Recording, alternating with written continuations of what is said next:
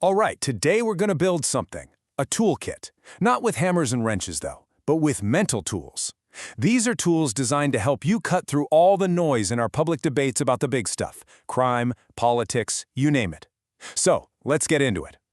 You know that feeling, right? You're scrolling through the news and it's just a fire hose of information.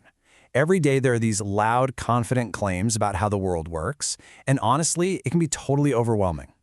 One headline says one thing, the next says the complete opposite. So you'll see a headline screaming something like this. It's super simple, it hits you right in the gut, and it points a finger at one clear bad guy. It feels certain. But then, bam, you scroll a little further and see the complete opposite, but with the same exact confidence. So it gives. Who's telling the truth? Well, the thing is, both of these are really just simple sales pitches for an idea. They're not about explaining what's really going on. And to get past that, we kind of have to look in the mirror first and see how our own brains can trip us up. Okay, so here's the tough part. Our own beliefs, our own politics, they can actually be a blind spot. We're all wired to just nod along with arguments that confirm what we already believe. It just feels right, you know? And that makes us a super easy target for misinformation, even if the person sharing it doesn't mean any harm. So how do we protect ourselves from ourselves? We need that toolkit I mentioned. And the very first tool is just understanding what a good argument even looks like. It all starts with the words we use. Let's take the word theory. We throw it around all the time, right? Oh, I have a theory about why my team lost. What we mean is I have a hunch or a guess. But in science, a theory is the exact opposite. It's a rock-solid explanation that's been tested again and again, and it actually helps us predict what's going to happen. So just saying people get frustrated and turn to crime, that's a guess. A real scientific theory would be way more specific, something like crime rates will change based on measurable things like population density and social inequality. And that leads us to maybe the biggest mix-up of all, correlation versus causation. This one's huge. Correlation is just two things happening together. The classic example is ice cream sales and crime rates both go up in the summer. Does eating a cone make you want to commit a crime? No! The heat is the real factor influencing both. Causation, though, that's the real deal. That's when one thing directly makes another thing happen. And let me tell you, proving that is way, way harder than just pointing out a correlation. Seriously, to prove that X causes Y, you have to jump through some major hoops. 4 of them, to be exact, and they're tough. 1, the cause has to come before the effect. Okay, that makes sense. 2, you have to be sure nothing else is happening in between that's the real cause. Tricky. 3, you have to make sure there wasn't something even earlier that caused both of them. Even trickier.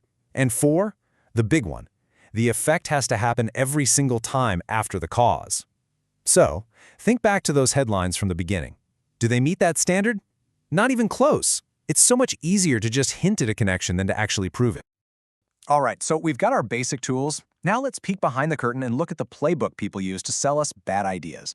These are the go-to tactics you'll see from politicians, activists, you name it. First up, my favorite, weasel words.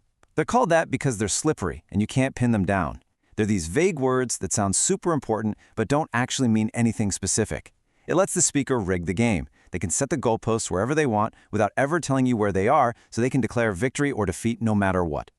So from now on, when you hear someone say life is getting harder or crime is worse, a little alarm should go off in your head.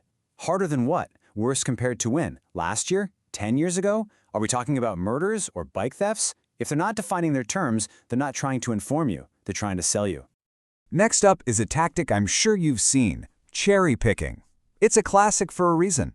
You just pick the sweet, juicy data points that make your case look good, and you leave all the rotten ones that would prove you wrong on the tree. It's an amazing way to tell a lie without technically saying anything false. Check this out. This is a perfect example. Someone shows you this chart, and the argument is simple. Whoa, look at Asheville. Murders went way up from 2020 to 2021. Things are getting out of control. And, look at it. You can't argue with the chart, right? The 2021 bar is definitely higher. But hold on. A smart thinker, someone with our new toolkit, stops and asks a question. We've got 2 dots on a graph here. Is that really a trend? Or are we not seeing the whole picture? And here's the rest of the story. When you zoom out and look at the last decade of data, that scary spike suddenly looks, well, not so scary. It's just a little blip in a much bigger long-term trend of things actually getting better. See? The first chart wasn't fake news, but it was absolutely misleading. That's the power of cherry picking. Okay, this last tactic might be the most powerful one of all, using stories instead of evidence. Look, we're human. We're wired for stories. They hit us emotionally, we remember them. But here's the catch. In a huge country, you can find a personal story to prove literally anything. And that's the key thing to remember. Stories are not the same as data. So if someone wants to argue against gun control, they might tell you this powerful story. It's got a hero, a villain, high stakes, it's a mini-movie, and it creates this really strong emotional argument. It feels like all the proof you need. But here's the thing. Someone on the other side of the debate can find an equally powerful, equally true, but completely tragic story that argues the exact opposite. So now what? You've got two true stories that cancel each other out. And that's the point. They don't prove anything about the big picture, only that you can always find a story to fit your narrative. All right, so we've seen the problem, we've looked at the playbook. Let's wrap this all up into a simple checklist you can actually use. Think of it as your new red flag detector for bad arguments. Here are the questions to ask yourself. Are they using those vague weasel words? Are they hitting you with an emotional story instead of real data?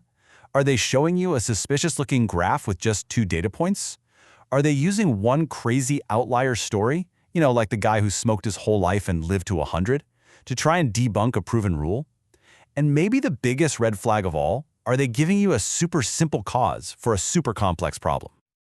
Let's circle back to that Nashville example for a sec. Imagine you just see this number on your screen, plus 32. That's it. It's big, it's scary, and it's designed to make you feel something, right? But that number by itself means absolutely nothing. Is that 32 more than 10 or 32 more than 500? Is this a new trend or just a weird year? You have to remember this. A number without context isn't information. It's just a prop in someone else's story. So you have to be the one to always ask for the context. Okay, so why does any of this matter? This isn't just about winning an argument online or sounding smart. This stuff has real-world consequences for all of us. Here's the real kicker. When we fall for these tricks, we can end up supporting things that actually hurt the very causes we care about. This has nothing to do with being on the left or the right. It's about being effective. If you can't see the world clearly, you can't make smart choices. And you can't support solutions that actually, work.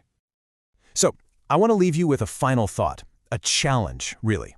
The next time you're scrolling and you see that super simple, super confident answer to a really complicated problem, what's the very first question that's going to pop into your head?